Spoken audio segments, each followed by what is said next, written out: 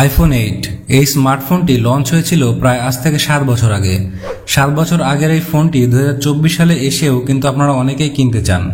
IPhone 8 বর্তমানে বাংলাদেশের বাজারে 2GB র্যাম এবং 64GB রোমের ভ্যারিয়েন্টটা আপনারা 12 থেকে 14,000 টাকার মধ্যে পেয়ে যাবেন ফুল ফ্রেশ কন্ডিশনে, এবং এটার ইন্ডিয়াতে 8 থেকে 9,000 টাকার মধ্যে পেয়ে যাবেন। আবার এর থেকে কম দামেও পেতে পারেন, কন্ডিশন অনুযায়ী আসলে প্রাইসটা ভ্যারি করে। আপনারা চাইলে bigtower.com থেকে বা ফেসবুক মার্কেট প্লেস থেকে এই আইফোন 8 ফোনটি কিনে নিতে পারেন। আমি এই আইফোন 8 ফোনটি ফেসবুক মার্কেট প্লেস থেকে কিনেছিলাম। আমি এটা অনেক কম দাম দিয়ে কিনেছিলাম, মাত্র 9,500 টাকা দিয়ে। আপনারাও যদি একটু ভালোভাবে খোঁজাখুঁজি করেন তাহলে ঠিকঠাক কন্ডিশনের আইফোন 8 9 থেকে 10,000 টাকার মধ্যে পেয়ে যাবেন। আজকের ভিডিওতে আমি আইফোন 8 এর সকল বিষয় নিয়ে ডিটেলসে আলোচনা করব। আপনারা পুরো ভিডিওটি মনোযোগ সহকারে দেখবেন, তাইলে শিওর হতে পারবেন এই 2024 সালে এসে আপনারা যারা এই ফোনটি কিনতে চাচ্ছেন আসলেই আপনাদের কেনা উচিত হবে কিনা। তো পুরো ভিডিও জুড়ে আমি মাসুদ রানা অন্তর থাকছি আপনাদের সাথে। আপনারা দেখছেন গ্যাজেট ভার্স।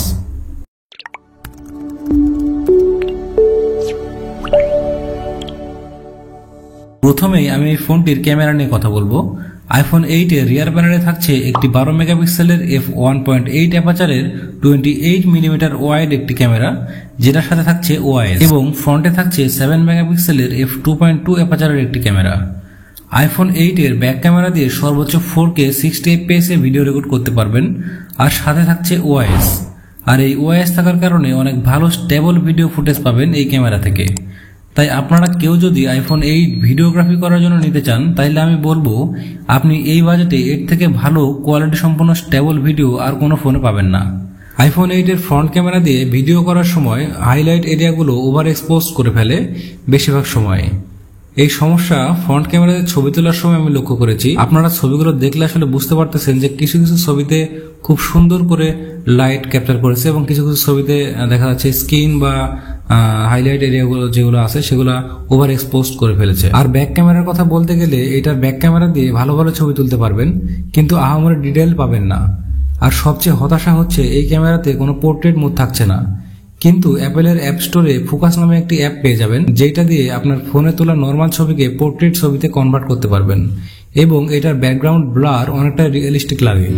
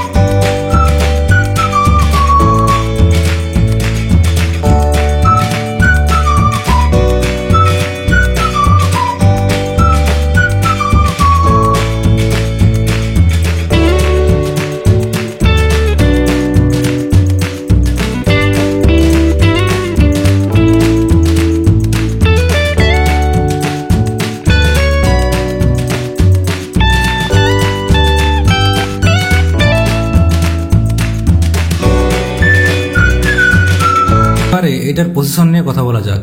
অ্যাপেল তাদের A11 বায়োনিক চিপ ব্যবহার করেছে এই আইফোন 8 স্মার্টফোনটিতে।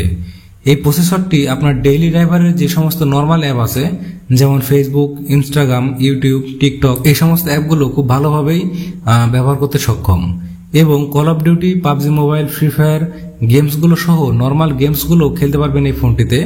কিন্তু এই ফোনটি আসলে গেমিং করার জন্য না, কেননা এই ফোনটার ডিসপ্লে সাইজ অনেক ছোট এবং এটার ব্যাটারি সাইজটা অনেক ছোট। আইফোন 8 এর ডিসপ্লে হিসেবে থাকছে 4.7 ইঞ্চের একটি রেটিনা IPS LCD ডিসপ্লে, যার রেজুলেশন হচ্ছে 750x1334 পিক্সেলস। আর এই ডিসপ্লেটির PPI ডেন্সিটি হচ্ছে 326 PPI। আর এই ডিসপ্লেটিতে প্রোটেকশন হিসেবে থাকছে আয়ন শক্তিশালী গ্লাস।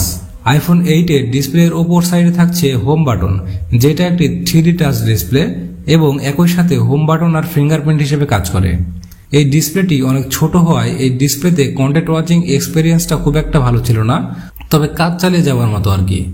আইফোন 8 এ ব্যাটারি হিসেবে থাকছে 1819 mAh এর একটি ছোট ব্যাটারি, যেটার ব্যাকআপ একভাবে ওয়াইফাই অথবা ডাটা দিয়ে ইউজ করলে 2 ঘন্টা 30 মিনিট থেকে 3 ঘন্টার মতো পাবেন।